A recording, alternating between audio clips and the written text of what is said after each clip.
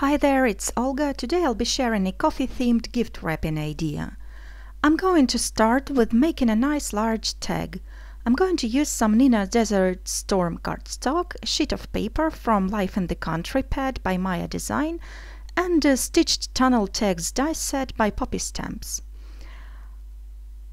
I'll take the second and the third largest ones and I'll have them die cut. This small die is for making a hole. I am aligning the edge of this die with the edge of the tag, and this way the hole will be positioned right in the center, and it will also have some stitching around it. This sheet of patterned paper is also by Maya Design from Coffee in the Arbor collection. I've decided to use these two small elongated tags with the sentiments. The supplies I'm using are listed on my blog as well as in the description below the video. I'm simply cutting out the tag image with the scissors, and next I have die cut a pinpoint circle out of cream cardstock to represent the sun.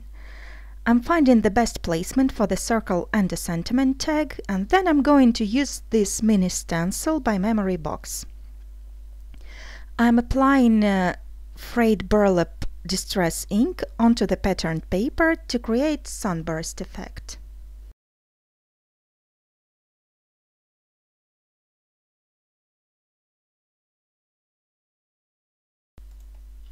To make clouds, I have die cut the same tag out of vellum, and I'll be using a border die from Stitched Cloud Lines set by Poppy Stamps.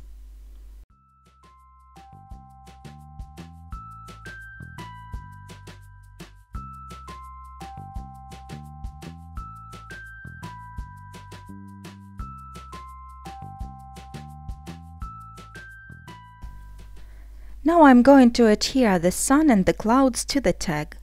I'm applying just a tiny amount of glue.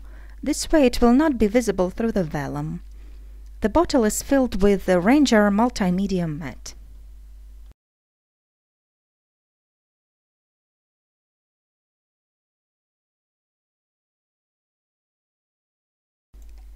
I am attaching the decorated tag to the plain one, and this will form a nice stitched border around it.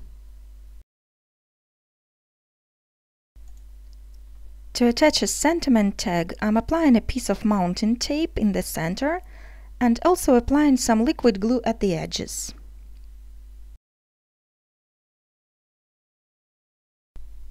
I'm going to press it down at both sides to stick, and this will create a curve. This die is called Coffee on the Go. It's by Memory Box. I have used Nina Desert Storm and also some patterned papers to cut it out. This little heart is a part of pinpoint circle set by Rock Stamps that I used earlier. I'm assembling the coffee cup to create the focal image for my tag.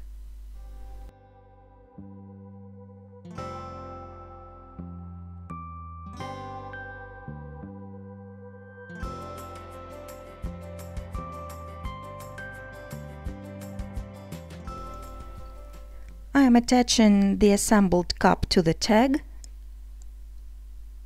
and then I'll be punching a hole through the plain cardstock.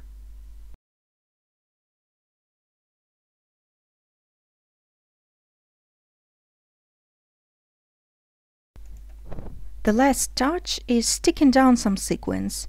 This sequin mix is Caramel Latte by Cat Scrappiness. It has lots of different shaped sequins and beads. I will only be using the flat round cream color ones for this project.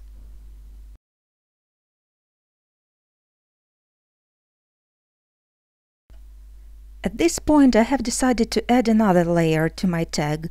This will create more contrast, and it also matches the coffee cup. Now I'm feeding some twine through the hole, tying it up, and my tag is finished. As I am planning to add this tag to a chocolate bar, I am also going to create a custom wrapping paper for it. I'm using this plain craft paper of A4 size. Letter size will do just as fine. I'm now using this stencil by Tim Holtz. It's called Splatters, and I'm applying ground espresso distress ink through the stencil. If I added real splatters to this project, they would warp the thin paper. but those stenciled ones are just perfect for this purpose. In addition to it, no drying time is required. Now I am wrapping the chocolate bar in my custom patterned paper.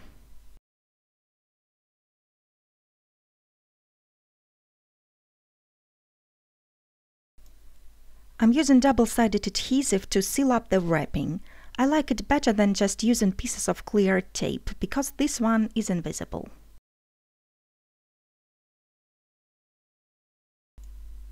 Next, I'm tying some jute twine around the chocolate bar, trying to make a bow at the very top of it. And then I will tie my tag to the string.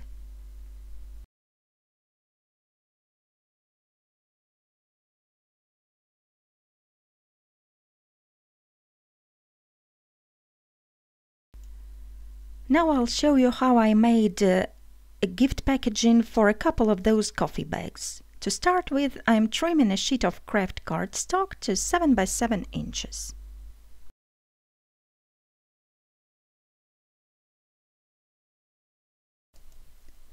Then I am adding splatter stenciling just as I did for a chocolate bar.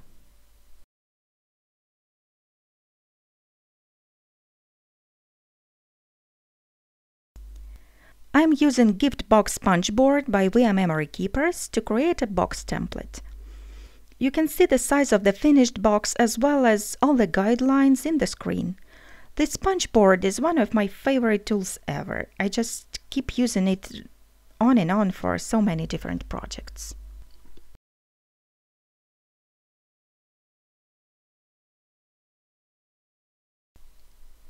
Next, I'm folding all the scored lines.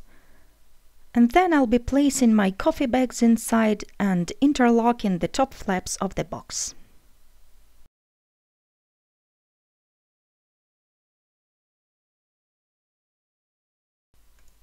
I'm also going to make a topper for decorating my box. This is exactly the same design that I used for a tag. I have just used square dies instead of tag-shaped ones. To attach this topper to the box, I am applying some adhesive on the right side of the square die cut. Then I am positioning it on top of the box, attaching one end of the string to it, then wrapping the string around the box and sticking down the second end. I have attached some mounting tape around the string, and then I'm sticking the decorated top layer on top of the plain bottom one.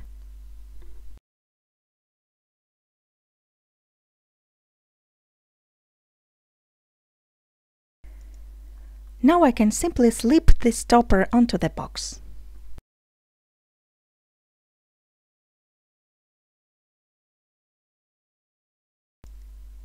And here is the look of my finished projects.